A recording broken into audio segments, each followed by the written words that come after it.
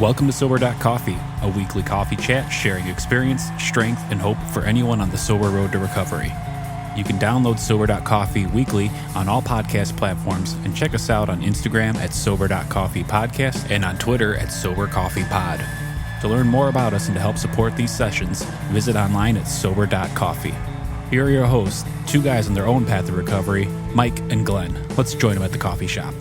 Two guys, three guys. Good morning, Glenn. Hey, what's up, my brother? How are you, man? Always great to be in the Sober Coffee shop with you. Yeah, it's a good place to be, and we do these early in the morning, and I love how you said this. You haven't said it in a few episodes, but I used to curse the mornings, and because it was just going to be another like Groundhog Day, right? I just it's a day of alcoholic hell. It's just a day of mental right? masturbation and just pain, right? And I would wake up and, every day, today's the day I'm going to get sober. And by, 8 a.m., I'm having a double, triple, quadruple, vodka and cranberry. And well, you can't have a double when you're drinking out of a bag. That's just guzzles. Man, you know what? And it was just, so now, I like to use hashtag crave mornings. Crave mornings, yeah. Because, now I'm up at 4 or 5 o'clock and I got an agenda for the day and I start my day right and committing to doing it the right way. And it's just different. But here's my real question. When you wake up in the morning,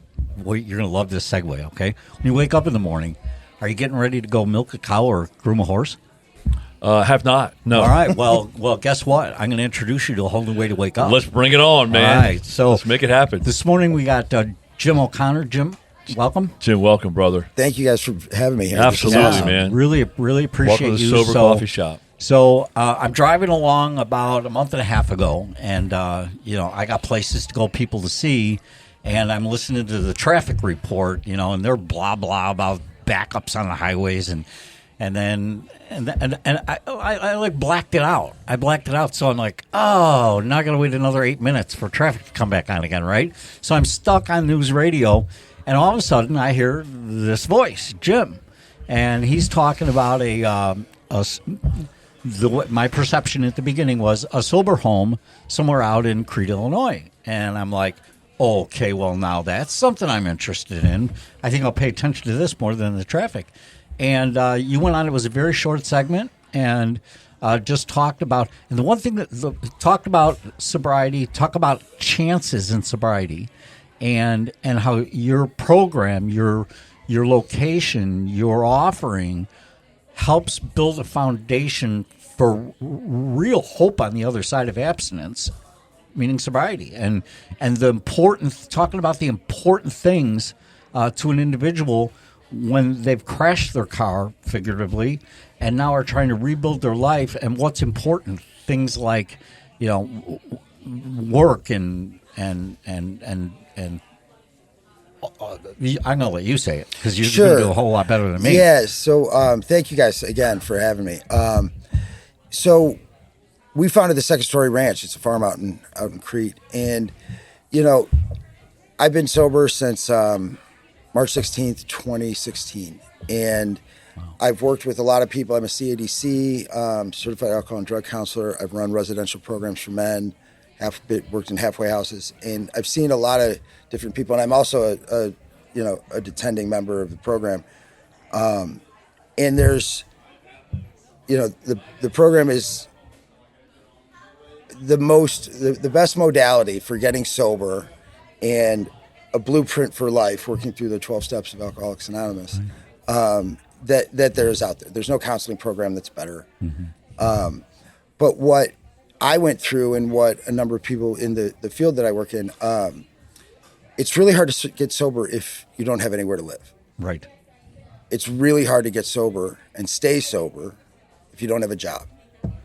And I think one of the best ways to put it, I heard in a really great meeting, a woman say, I had less problem putting down the bottle. I can be abstinent. She said, I didn't know how to do life. Mm-hmm.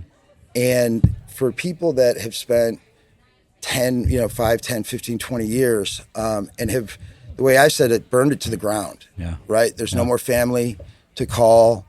Nobody will let you stay on their couch. The girls are gone. The guys are gone. The romantic partners are gone.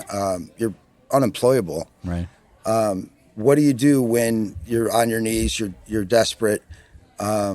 and you're willing, but you literally have no resources. Oh boy, And- sounds familiar.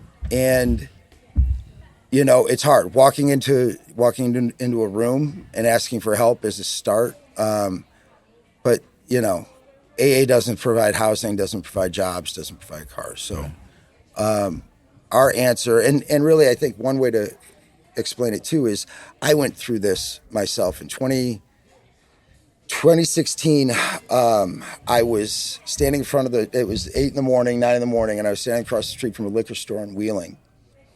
And I had no money left. I had just been thrown out of a dirtbag motel.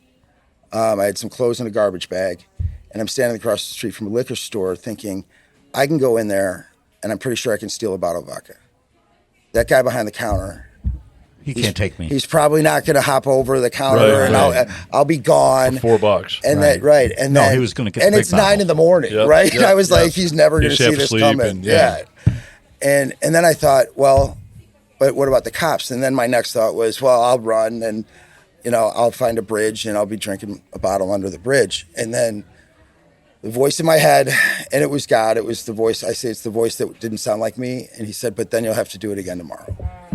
And I thought, who can I call? And I thought of one old friend. He's an attorney, and you know, I thought, oh, he's got some money, and he's a really great guy. I thought of calling him, and then the voice in my head said, if I gave you $500, it would be gone in a week.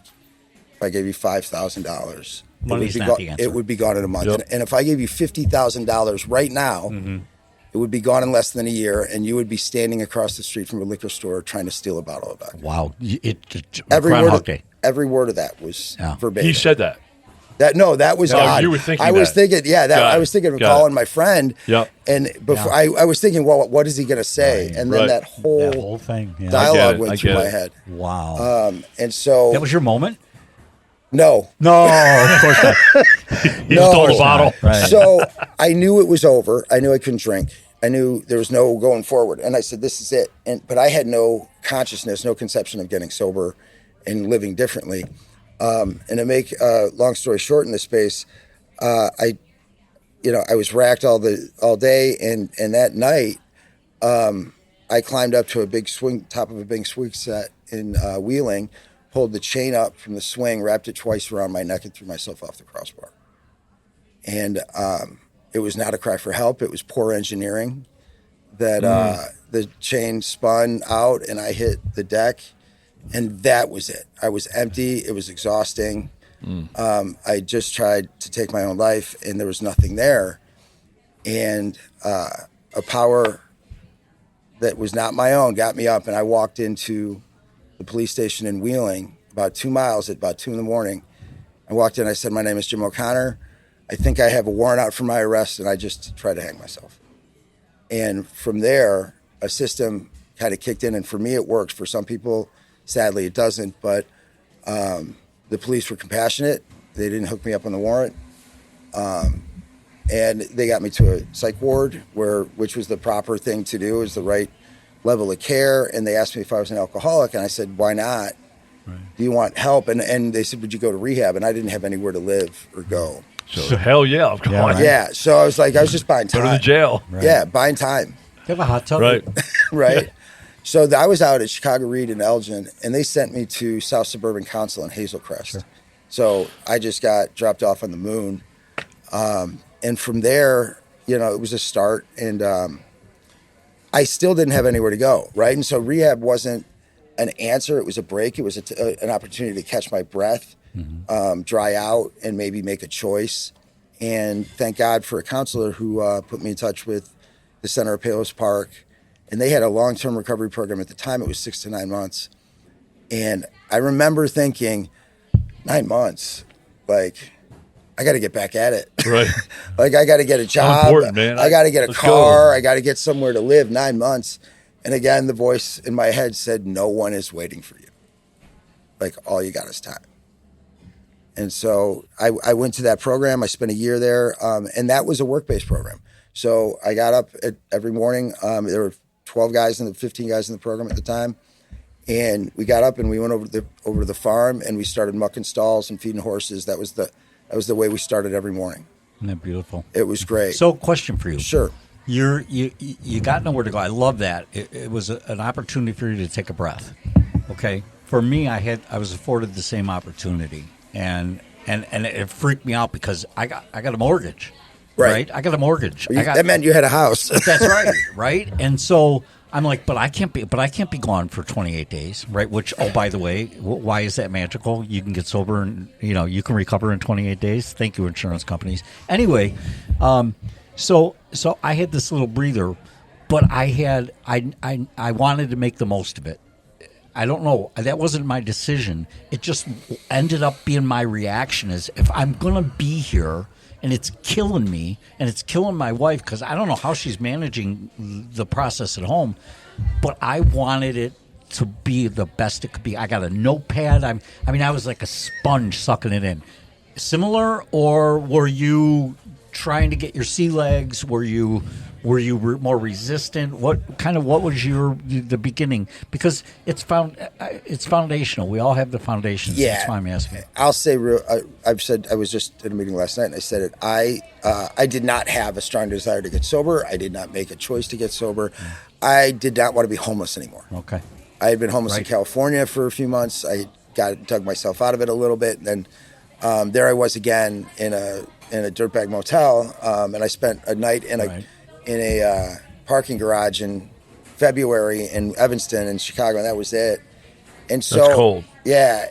And so for me, it was accepting the help. Like, I didn't know anything about sobriety. I didn't make a big plan about it. You just wanted help in your situation. I just, I think in that moment, when that suicide attempt failed and I hit the deck, God removed, in psychology, they call it an ego dissolution. It felt like there was no more me there. Right. I didn't have any sense of self or identity. There's nothing. Yes. And while that's really scary and it feels very weak and confusing, the gracious part of it is that I was able to take in whatever people were putting into me. And so when somebody said, "Do you want to do the next thing?" I was like, "Sure." I have no better options. I love that. I wasn't in a playground, but I was emotionally right where you were at. I was right there. The way I describe it, and you don't have to necessarily, you should never hurt yourself, but they call them deaths of despair, and despair is just not seeing another way forward. There's just no way forward. Right. And for me, I needed somebody, and it wasn't one person; it was a community of people to show me there was a way forward. And some of these things that were really, I was listening earlier to some of the things you guys were talking about. And, so I go to work on a farm. And I remember thinking, if they told me to dig a ditch 10 feet deep on Monday, I'll just do it. And I didn't want suggestions. I said, please tell me what to do. Mm-hmm. I have screwed up every suggestion. Right? I'll take direction. And so if they told me to dig a ditch 10 feet deep, I dig it. And if they told me to come in on Tuesday and say, now fill it in. In the past, I'd say, why'd you have me dig it on Monday? You just do it. And on Tuesday now my Tuesday doesn't matter. It's all fun. Like, everything's a win. So that, Jim, is what I call surrender. And our stories are very similar. Mikey had a mortgage. Bless you, Mikey. You were a high-functioning alcoholic. It was in the rears. Yeah, I just got out of a relationship, and I had a decision. I was in St. Charles, and I was going from Frankfurt back to St. Charles, and so I was either going to go to Lazar's house. I'm not sure if you know what that is, but it's it's a homeless shelter for men, and you live on bunk beds, and my function was, I'd been a high level executive, and I was at zero, right, and I said, you know what, I will start rebuilding my life one day at a time, and I'll go there, and they have programs, and I had no money, no resources. Everything fit my car, and that, or I went to, a place called Care in Geneva. Guy named Jake. I think he's retired now, and that became my 4-month program. And I had no money, and so I go in, and but what I had was, and my point of surrender. I mean, I was a relapse king. I've been in over 80 detoxes, 5 full-blown rehabs. I mean, and so I relapsed on a work trip to California or to Palm Springs. 6 hospitals across the country coming back, 8-day detox. I was on my counselor's floor on a Friday afternoon. I couldn't even sit in a chair. I was so hurt. I looked at him like, dude, I will do anything you tell me to do. Dig a ditch, right? I mean, I just cannot take another drink. And I was tired of my bullshit at the time because I had enough proof that my shit didn't work, right? And I literally said, and so that night they're like, okay, we had 17 guys. We have sober movie night, right? We watched Superbad. I'm like, I can do this, right? Like this is great. The next day we're going for a 2-mile walk, right? Okay, I'm allergic to exercise. I'm like, okay, now we're pushing it, right? But I'll do it, right?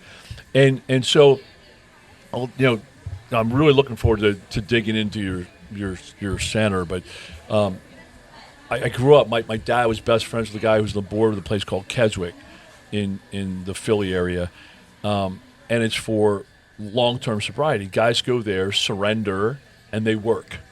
And that's what the vision I had, right? I needed the guidance. I knew I could deliver. I knew I cared. I knew I had some good things about my personality, but I had no tools. I couldn't make any decisions. I needed somebody to tell me to dig a ditch. And what I remember doing at the time, part of my surrender, I knew I had to get back to true north, which was God. I had no idea what that meant. I hated God. And all I remember is praying is, God, I mean, I had nobody in my life.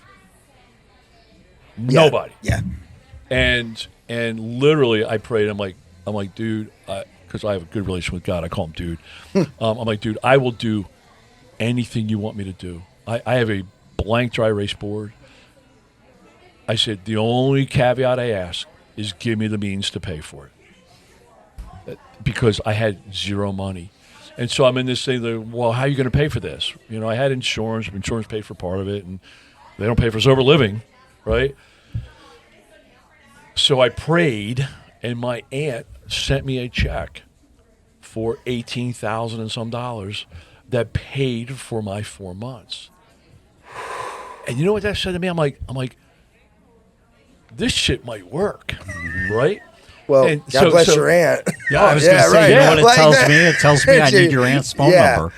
You know what? And It meant there was someone out there Yes, still. Like, that's right. and right, when you said you had nobody, Right. there was someone. Right. It was just a ways away. And just to let you know, I wrote 3 letters to 3 people. I wrote a letter to my cousin, I wrote a letter to my natural mother, and I wrote a letter to my aunt. And I said, this is my last shot. Because they all knew I struggled. I'm like, this is my last shot. And never heard from the one, got no from the other, and my other one wired me $18,000 some dollars. But that gave me a little hope, right? Yeah. That gave me hope. And so what I've always dreamed of, that's why I'm looking forward to unpacking it more, is, there are a lot of guys like me with good intentions, good hearts, that have just tied up in alcoholism. I had like a 470 FICO score, no job. I mean, a great resume, but now I got gaps in my resume. What's this gap for? What's this gap for? Right? 28 days here, 28 days I was there. in Yale jail. And I would argue that there are. It's not everybody. It's a certain cohort that I specialize with, but in that I qualified for. I was unemployable when I came out of the 28-day program, and I was Wait. You were unemployable not because you didn't have the skills. No. But because of where you were, right? Yeah.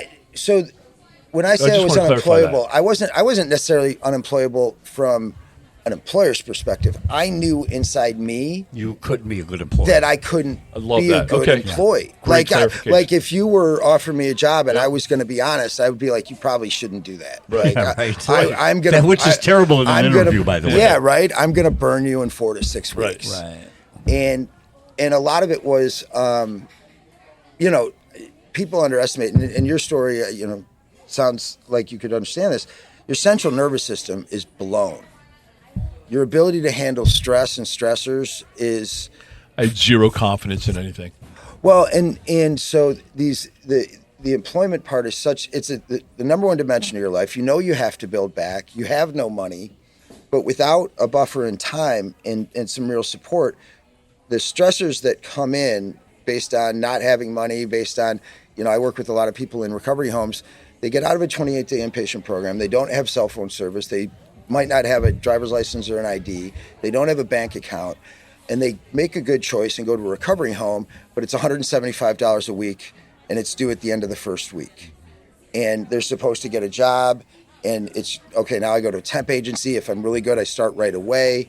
And all it takes is a couple things to go south, and they're back using drugs and alcohol. Yep. And they're just not able to manage the triggers, to make it long term. And so you see a lot of cycling. So what you're doing in Crete at Second Story is you're providing the foundation to make them employable themselves. So I look at it, we have a program of recovery that includes, that's got 3 pillars. We fill in around that with a lot of really special stuff. But the 3 pillars are a home, a job, and 12-step immersion, right? And so that's people who don't have anywhere to live. We don't charge them anything, by the way. So we understand that money is this massive stressor, Yep, right? Absolutely. And we've got plans for a 7,000 square foot lodging community center, 15 beds. So a man who comes out and decides he's going to join our program gets free housing. He has a job on day 1 on the ranch, and he's going to be immersed in a community of sober people who have lived experience in long-term sobriety and direction, right? And so what a lot of these things are protective factors. We're taking out the places where most people end up relapsing. Yep. It's super low risk, right? Yep. But it takes surrender. Well, so it does, and I've the thing that's we talk about, like when I do an interview with someone to bring them into the program, it's really not a free program. We're making a deal, and on our end, the Second Story Foundation, we're here to say, hey, listen, if you join this program, you're going to get free housing, you're going to have a job, we're going to help you transition to a full-time paid job when you're ready. You're going to have counseling, case management. We're going to go to meetings. We're going to go together. We're going to do fun stuff and go fishing, go to movies, go bowling, horseback riding. You're going to have this beautiful environment. It's a really good deal. Your end of the deal is to show up every day, follow the tenets of the program, get a sponsor, show up everywhere. And if you hold up your end, we're always going to be there. Now, what we find is at some point or another, and this happens in AA, right? Like, here's the deal. Alcoholics Anonymous says, this is the deal. If you do these things, it will get better, sometimes quickly, sometimes slowly. And you come in and you're desperate and you're like, I'll do it. I'll do whatever. I'll do it, right? Like, Right. I'm in. Right. And somewhere along the line, you want to change the deal. Right. Could Change you the surrender? words. You're the ones that, You didn't surrender. And the deal never changes. Right. Right. Right? Right. And, You got to wake up every day and make that deal. right? Oh, The right. deal's the same. Wow. Right. The deal's the same. And so That is brilliant. we make it an agreement you make. And you're welcome to go anytime. And so, but one of the things that I think happens is it's incentive based, right? Like a guy who's resistant, guy's got new ideas, the ego repairs, right? And I'm good, I can get out. Okay, cool. And he real quickly makes an assessment like, I live on this beautiful ranch. Yeah. I've got friends, Right. to watch Superbad with. Yep. I've got a job. We give guys stipends, about $75 a week. I've got everything, those human needs taken care of, so I can give my full attention to healing and sobriety. I would have done really well in that program. Right? No, you wouldn't. Cleaning up horse dung. Yeah. You know what, man? It's awesome. That would not matter to me. It was first of all, the way I would look at that, somebody believed in me and gave me a chance. Yeah. Which really mattered to me at that point. Second is I got all those stressors off, and now I can just dive in and focus, and I would clean that shit cleaner than anybody else. The 3 things that I think coming back from really, and I should talk a little bit about, alcoholism and addiction exists like so many things on a spectrum, right? If I go into a rehab where you get that assessment, you can be level 1, level 2, level 3. You can be mild, moderate, severe alcoholism. And people have different resources, right? So somebody who has a house, a wife that's going to let them come back, like I would say, go do that. I would not say, don't lose more. She would say, Right. take them. Yeah, right.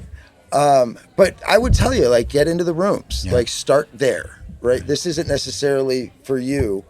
But it is for certain for a certain makeup. It is. And so what we need is your effort, your time, and attention. And if we can take care of those life stressors and say, listen, don't worry about rent. You've got a job. You're not going to have to worry about money. You're not going to have extra stuff, right? You'll have everything you need. And that's a big thing, right? Distinguishing between need and want. And for alcoholics and addicts, that goes all over the place. Like, do I need it or do I want it? But then you get to rebuild your central nervous system. You get to be outside, working with animals, and you get your confidence back. And we have a real strong ethic where we'll tell people, I don't need you to be the best farmer in the world. I don't need you to be the best mechanic. I need you to be a great employee. And so we also teach guys that in that time, working isn't about the money. It's about working at everything. And my experience has shown that guys who do well at the job is a direct corollary between their achieving long-term sobriety. And when you learn how to work hard and stop being resistant, it's practice every day at the farm and on the job. And we'll tell them, apply that to your recovery program. It's work, that's awesome. and it's going to be work. So how do you provide free housing? How does that happen? There's a foundation, but so we're a 501c3. The Second Story Foundation was founded in 2022, and we're a 501c3 nonprofit, and we have amazing donors. We have an amazing support base. The model that we built, right? So we bought a 68-acre farm that has a built-in job. So somebody asked me once, why a horse farm? And I said, because we'll have a job site that will never run out of work, right? And so we have a horse boarding business there for horses in the standardbred racing industry, harness racing. And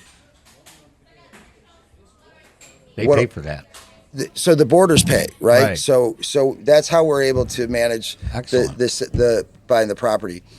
As far as the rest of it, my wife and I'm a certified alcohol and drug counselor and the executive director and the program director. So there's and the plumber. Yeah, so there's like 3 salaries, rolled into one. Yep. Right. Our director of operations has also been a peer support specialist, and the plumber and the mechanic and the workforce development guy.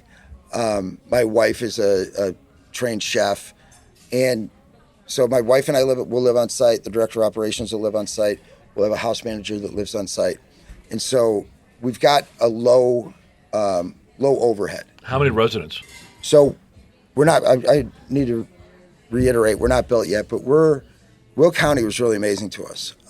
We got zoned as a rural retreat, so we have renderings and architectural plans for a 7,000 square foot hybrid community center and recovery home. And so there'll be all one big lodge, and there'll be 15 beds, 5 double bedrooms, and 5 single bedrooms. And so when a guy comes into the program, in the first phase of the program, he'll work on site in land management, horse care, agriculture, maintenance, hospitality. But at a certain point, and we leave it open-ended, we don't put any time limits on it. Right. I've said a million times, like, I have no idea how long it's going to take you to heal, right? So let's not put a date on it. But my experience tells me there's a natural growth arc in that at about the 6 to 9, 5 to 8 month mark, 6 to 9 month mark, a guy will come to me from the farm and say, I think I'm ready. Like, I'm ready to go back to work. And that's a great sign. And so he'll have a roommate in the first part of the program, and that's for a lot of reasons, not just space, accountability, connection. Like, you don't get to just go into your room and shut the door and duck out. But when he goes to get a straight job in the community, he'll move into a single room. So we have the 7,000 square foot lodge we're zoned for, 2 single family homes, and then we're actually zoned for 3 more single family homes on the site. Those will come down the line. But we'll be able to use those for guys to graduate out of Yeah, that step lodge up. program and pay rent, and start to develop a rental history and rebuild their credit. The overhead isn't, our estimated budget is right around $500,000 to $600,000 a year, which is not a heavy lift fundraising. Right. Will County's got some great programs. The state has some great grant programs, but we don't build Medicaid or insurance or any of that in any way. And so it's really a huge return on investment for everyone who donates to that program. Wow, that's awesome. We gotta take a break. Can you come back next week? Because I kind of want to talk more about Jim. I want to talk more about the program. Can you come back next week? I'd love that. All right, You guys awesome. are great. Man. All right, thanks, man. Yeah, I'd love digging in this. Yeah, I know, right? Thanks, Jim. Super Really appreciate exciting. it. Thank you. Thanks for joining us for today's coffee chat. To contact the show, email us at podcast@sober.coffee. If you need immediate help, the AA hotline is 800-839-1686. The National Suicide Prevention Hotline is 800-273-8255. Remember, Mike and Glenn are sharing their own journey on the path to recovery. Any suggestions, medical or otherwise, are their own experiences and should not be viewed as professional advice. See you next week, and remember, there is a solution.